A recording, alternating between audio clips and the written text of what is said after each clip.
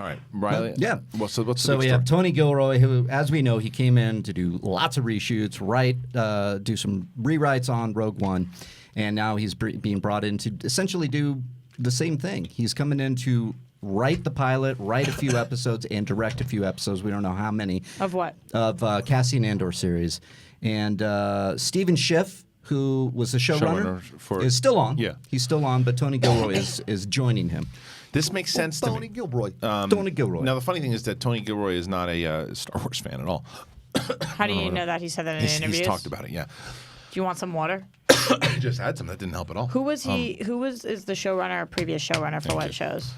Stephen Schiff was the Americans. The Americans, Oh, that's right. what it was. But Tony Gilroy... Which is like Josh and my favorite yes, show. but Tony Gilroy was... Basically, he came in to, some people think, save Rogue One. Because Gareth Edwards was having problems, having issues. Gilroy came in and, depending on what you believe, directed a lot of what you saw in the final product of Rogue One.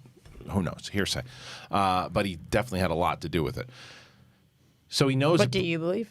I think he had a lot to do with it. Okay. Yeah.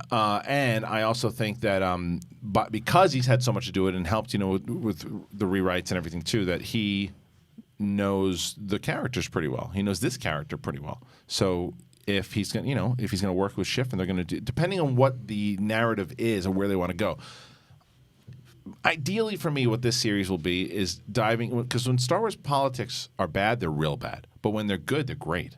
And we've seen. Give an example of what you mean. So the books themselves, there's a book called Bloodline that really explores the politics of Star Wars with the Empire. Well, it's not the Empire. It's just the New Republic and things that are happening, elections, and very similar to kind of what's happening in the landscape for us in America today. And same thing, the original Star Wars. When you look at the politics of what happened in World War II and things of it, like when it's done well, I think that some people were kind of thrown off by the way it was done and a little boring in the prequels, which. Yeah.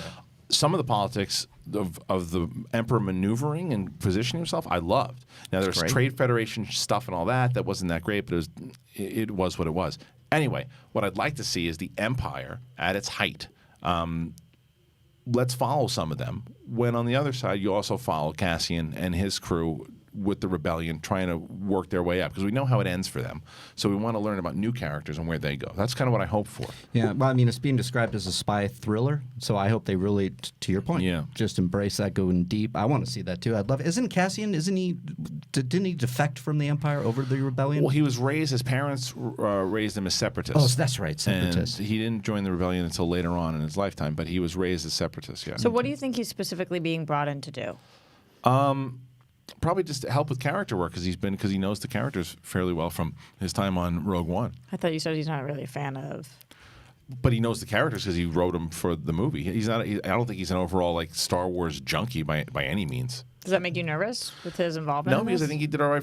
A lot of the times it does, and I've been on record saying that I prefer when somebody really knows the lore and wants it. But this is a different story. This is a different thing that I don't think needs to lock in. As long as you can, if he obviously knows the story because he worked on it for Rogue One.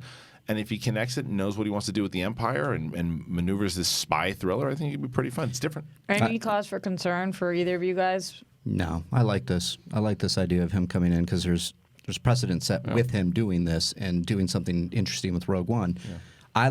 I hope for this series what Cassian did in the movie where he has to kill one of his own guys to protect the rebellion. I want to see that stuff. Yeah, it's going to be darker. Dark. Yeah. Yeah. I think we can get a little darker with this series for sure.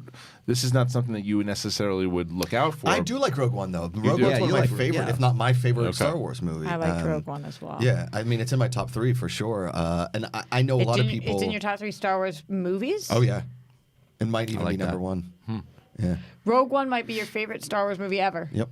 Yeah. So this could be the show for you. Julie's favorite. Yeah. And I love Cassian Andor, and I know a lot of people were like a lot of hardcore. Yeah, I mean, I put it on my list and I got a lot of hate for it, but I don't really care. The Cassian Andor I loved in this movie, and a lot of people I know, like the Star Wars circles, were like, I don't know why we're having a Cassian Andor series. It's really not like that exciting to me. It's the most exciting announcement because I don't know anything about the Mandalorians. And I don't know if I really care as much as I would really like to see because Obi-Wan or Cassian Andor, I'm way more excited for. Okay. I think that I'm just very curious of what happens and what they follow because I don't need to see just prequel of how he met K2SO, leading into how he joined the rebellion, and then they go on a couple of side missions. That to me is dull.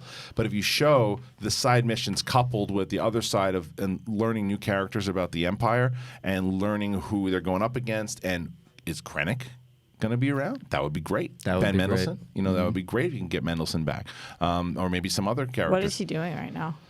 I mean, he's been in a ton of Marvel Yeah. movies, but I mean, that guy's he's definitely working. Who doesn't snatch up Mendelsohn? Yeah, but if you I'm can just get wondering him, if yeah. Benji Menz. Yeah. If you can Speaking get of him. I love Bloodline, him. you said Bloodline. Yeah. Ben Mendelsohn. That's right. So I think this is a good He's thing. in that show. Have you never seen Bloodline?